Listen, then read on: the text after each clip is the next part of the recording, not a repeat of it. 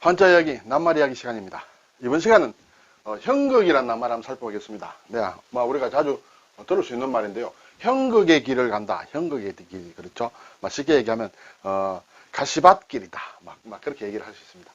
그리고 형극이 들어간 말 중에 또 유명한 것이 일일부독 쓰면 구중생형극이다. 이런 것이 있죠. 네, 형극이라는 낱말과 관련된 글자를 한번 살펴보겠습니다. 네, 한자로 형극은 가시형이다. 또 가시극이다. 그렇죠? 그러면 형극은 가시다. 이렇게 되겠습니다. 자, 가시므로 식물입니다. 그렇죠? 그래서 초두가 들어갔다. 그래서 발음은 형벌형이다. 그렇죠? 그래서 가시형이다.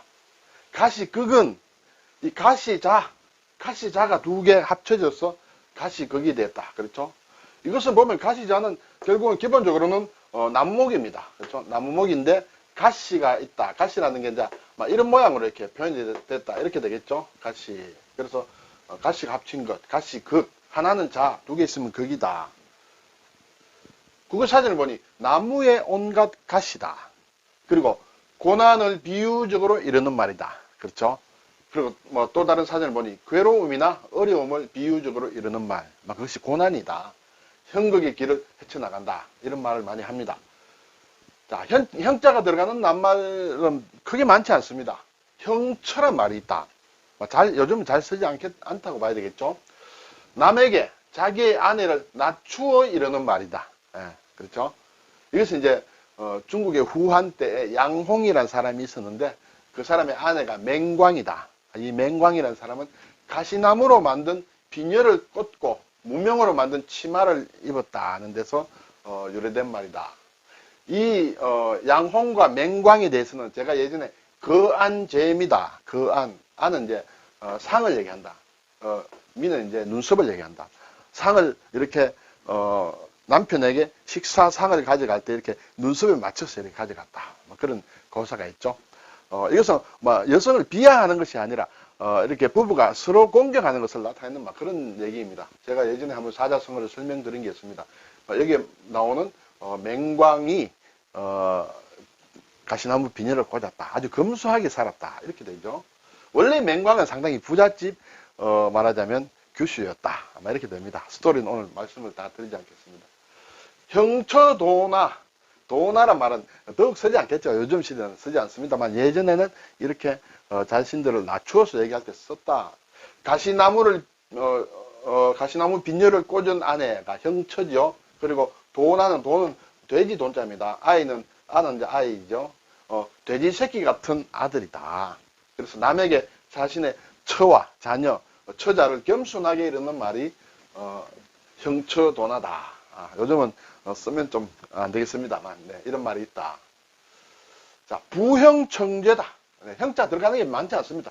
부는 짊어진다는 뜻이에요. 부. 그리고 청죄, 죄를 청한다. 가시나무를 등에 지고 날 때려주시오 하고 죄를 청하는 것을 얘기합니다. 이것은 자신의 잘못을 인정하고 사죄하는 것을 의미한다. 이렇게 되죠. 이런 스토리가 있었다. 중국에 예전에 중국 전국시대 조나라 해문왕 때에 인상녀라는 사람과 연파라는 사람이 있었다. 이 두 사람과 관련해서 여러 가지 고사성어가 있습니다.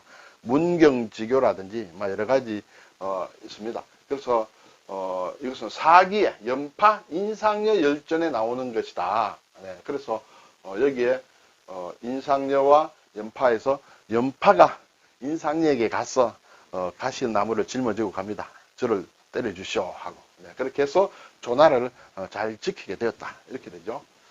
자, 좀 궁금하신 분들은 또 인터넷에 좀 고사를 이렇게 검색을 하면 더 깊은 얘기를 알 수 있으리라 생각이 됩니다. 그리고 극자가 들어가는 것 중에는 이제 정말 더 없습니다. 극피동물이다. 피는 이제 가죽을 뜻하죠. 겉을 얘기합니다.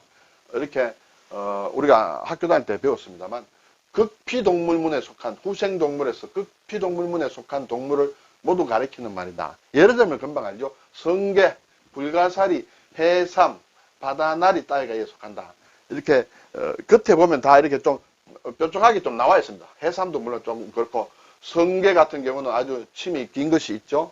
그리고 불가사리라든지 이런 것을 극피동물이다. 겉이 이렇게 가시처럼 생긴 그런 것이다 해서 이때 이제 들어간다. 네.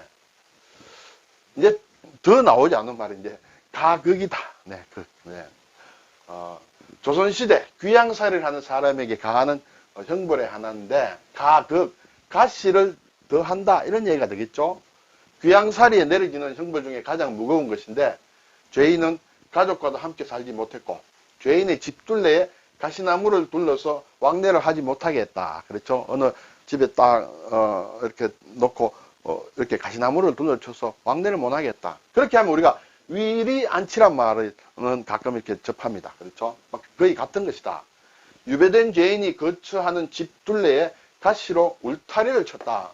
이렇게 원리는 이제 울타리를 뜻한다. 울타리리. 그렇죠. 울타리를 치고 그 안에 가두던 것을 위리안치라고 한다. 이 가극이라는 것은 가극안치다. 그렇죠. 가시로 둘러치고 안치시켰다. 그 안에만 있도록 했다. 이렇게 되겠죠. 가극안치와 위리안치의 차이에 대해서는 제가 좀 살펴보았습니다만, 잘 찾지는 못했습니다만, 거의 비슷하다. 근데 가극안치가 조금 더 엄격한 거 아니냐, 막 그런 설명은 잠깐 읽은 기억이 있습니다. 극위다. 네. 이것도 요즘은 볼 수 없습니다. 과거 보는 장소에 일반 사람이 함부로 드나드는 것을 막기 위하여 가시나무로 막아놓은 울타리다. 그렇죠? 그래서 과거장을 또 극위라고도 한다. 요즘은 뭔가 통제를 할 때 이렇게 뭔가 천으로 줄로 이렇게 둘러싸죠. 예전에 이제 가시나무로 둘러쌌다. 그것을 극위라고 했다. 네. 자, 일일 부독소 구중생형극이다. 이것은 이제 우리가 잘 압니다. 그렇죠? 안중근 의사가 쓴 유목 중에 하나다. 이게 우리나라 보물 569호, 569-2호다. 안중근 의사가 남긴 이제 유적이 몇십점 되는데, 그것이 이제 보물로 지정이 되는데, 그것이 첫째, 둘째, 셋째 이렇게 해서 두 번째로 지정된 이것이 자필로 쓴 것이 이제 보물이다. 여기에 쓴 것이 이제 이런 말 우리가 가끔 보죠. 일일 부독서. 하루라도 글을 읽지 않으면 입 안에 가시가 생긴다. 가시가 돋는다. 그런 얘기가 되겠죠. 이것은 이제 추구집에 나온다.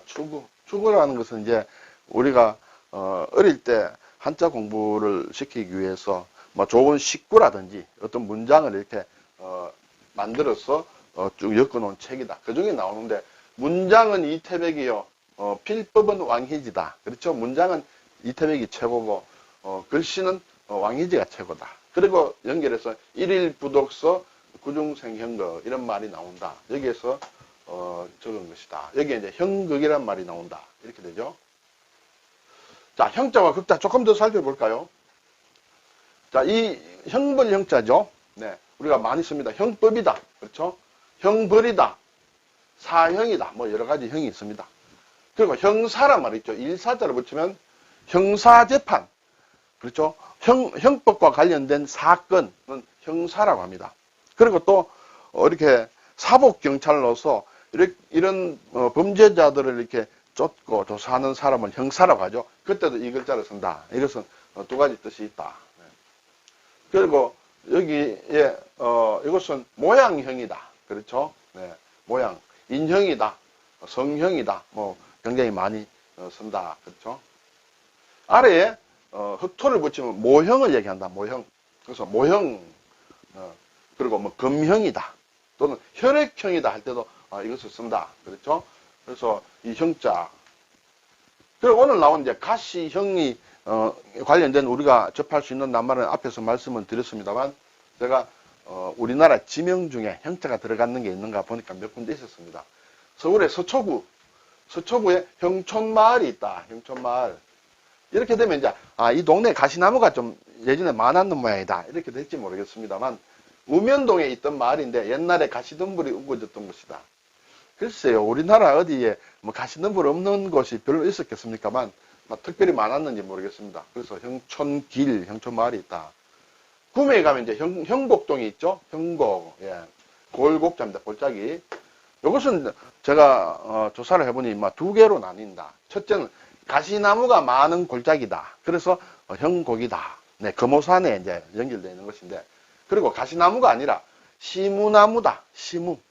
느릅나무과인데 시무나무가 많다. 네, 그래서 요거는 이제 시무나무는 20, 20이라는 그런 뜻이다. 20. 20리마다 뭐가 나무를 심었다. 이렇게도 되는 모양입니다. 그래서 시무나무가 많아서 형곡동이다.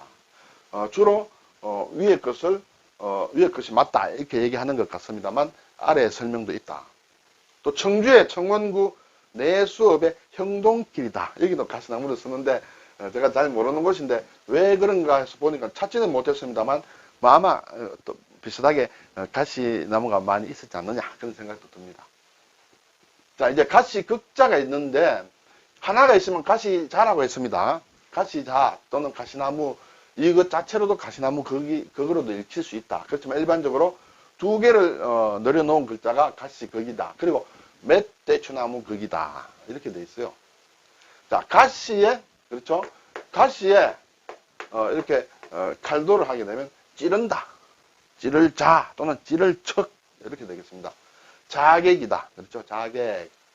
자상이다. 자상은 어떤 날부치에 찔린 그런 상처를 얘기한다. 그리고 자극을 준다. 뭔가 자극을 줄 때 좀 찌르는 것이 이제 자극을 준다. 네. 자수, 수를 놓는다. 수를 놓을 때도 자수 바늘로 이렇게 찌르는 행위가 있다. 자수. 풍자를 한다. 풍자를 할 때도 뭘 찔러야 되겠죠? 그렇죠? 그래서 자를 쓴다. 이것은 굉장히 많은 낱말을 만든다. 척살이다. 찔러서 죽인다. 이렇게 되겠죠. 척살. 네.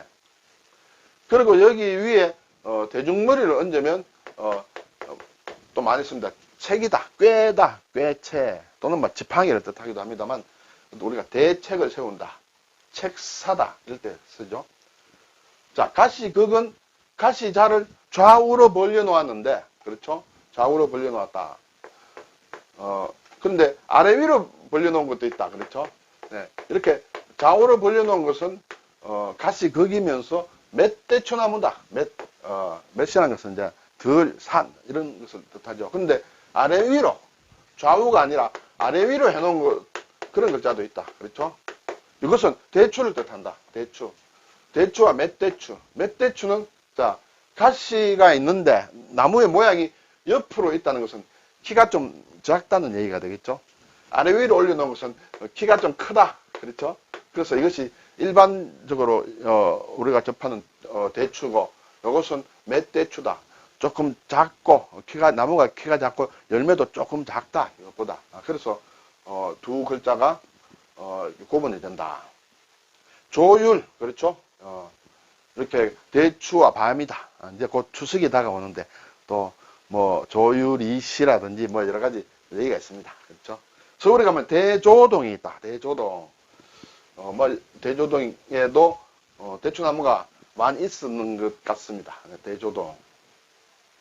자, 한중일 보면 형극이라는 것은 같은 글자를 쓴다. 일본은 신자체가 별도로 없다. 형극에. 중국은 형자가 조금 다르다. 그렇죠?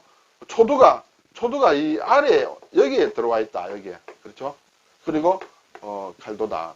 근데 정자는 이렇게 지금 되어 있는데 사실은 이게 원래 본자다라고 얘기를 하기도 합니다. 근데 일반적으로는 이것을 우리가 정자로 쓰는데 이거는 간체자라기보다는 본자라고 볼 수 있다. 그렇지만은 우리가 지금 쓰는 정자와는 달라서 제가 이렇게 표시를 했습니다.